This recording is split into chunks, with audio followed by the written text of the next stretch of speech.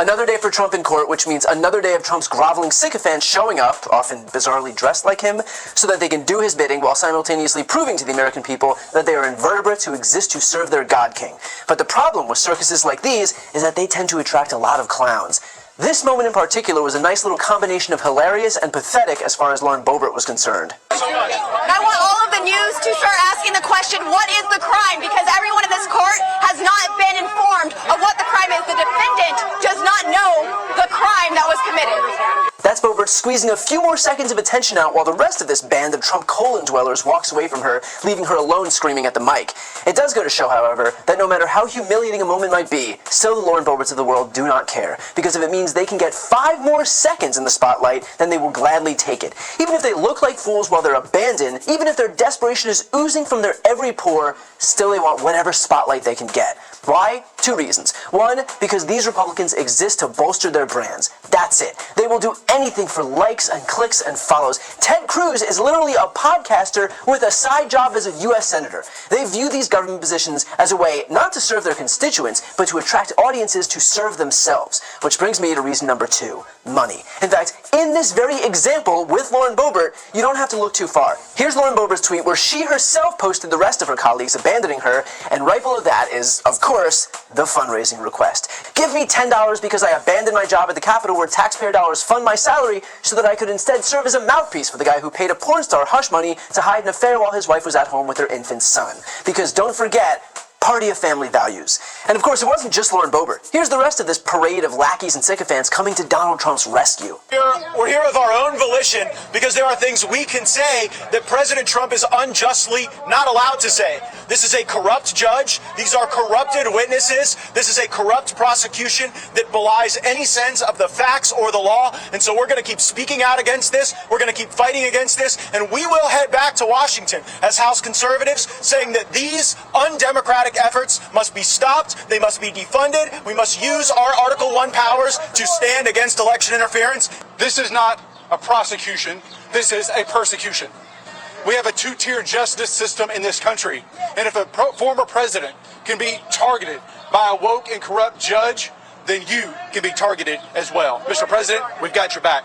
And yet we're supposed to believe his testimony as the star witness against President Trump. This is lawfare, again, to try to steal or to rig an election. You got a corrupt prosecutor, you got a corrupt star witness, you got a corrupt judge whose daughter is one of the leading fundraisers for the Democrat Party, having raised some $100 million.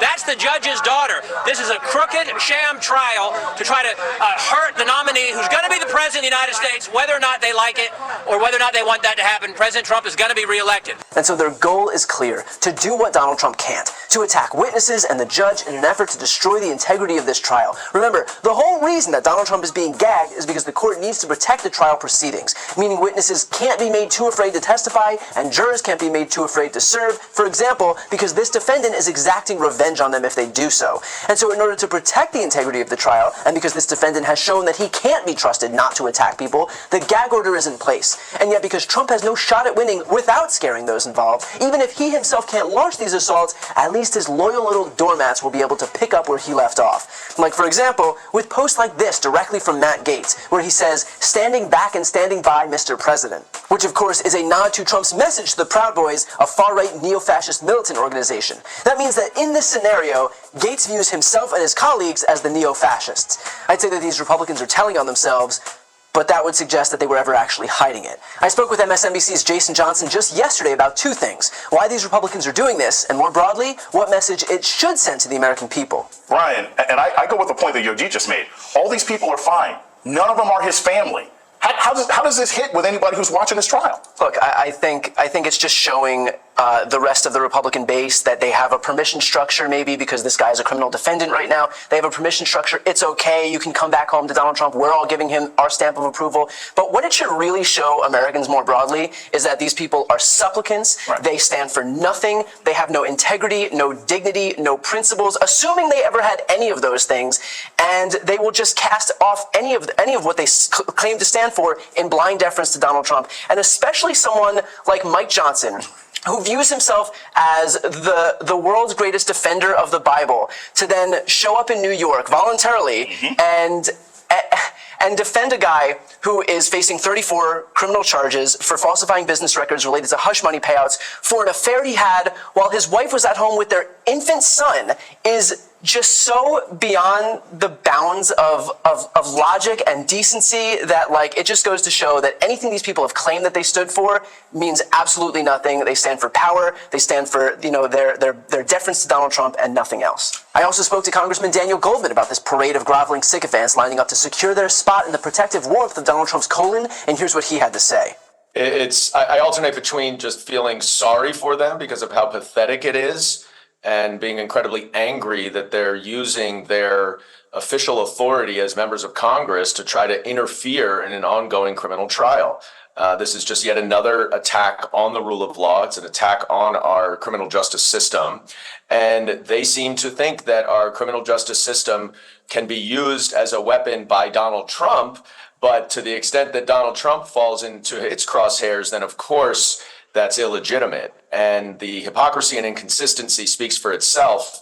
But it's really a shame that they are using their time when there's plenty of stuff we could be doing to help the American people in Washington to go up and prostrate themselves in front of Donald Trump so that they can get favorable treatment from their cult leader. And that interview with Congressman Goldman is coming out this weekend, and he pulls no punches. So if you want to watch the whole thing, please make sure to subscribe to this channel. But all of what we're seeing right now sends a message as clear as it is insidious. There is no moderating force in the Republican Party. All of these people are little more than extensions of Donald Trump himself. They will do his bidding openly and shamelessly. They will apologize for his criminal behavior. They will run cover for his fraud. They will carry water for his assault. There is nothing Trump could do that would ever be too much for them. And so think about the implications of that when it comes to a second Trump term. If they're out there running cover for his literal criminal behavior now, when we're during a campaign season, just imagine if he's in the Oval Office and doesn't actually have to face the voters and has the full weight of the federal government behind him. Right now, what we're getting is a taste, a warning of the complete lawlessness that will envelop the Republican Party if Donald Trump is allowed anywhere near the Oval Office again. I've got a really exciting announcement. I've written a book. It's called Shameless. This book explores how Republicans have exploited their historical branding while attacking our democracy, how the media has proven itself a willful participant, and how Democrats can learn from this to rebalance the political scales and save our democracy. It has been a lifelong dream of mine to write my own book, and so I'd like to ask you to pre-order it by clicking the link right here on the screen. And if you buy within this pre-order period, your book is going to come with a signed nameplate. As you know, I've never had a single sponsor on my channel. I don't ask for money or anything like that, but if you're looking for a way to support me, this is hands down the best way to do it. So again, follow the link right here on the screen, and thank you from the bottom of my heart for pre-ordering Shameless. And as always, make sure to subscribe to see more of my content.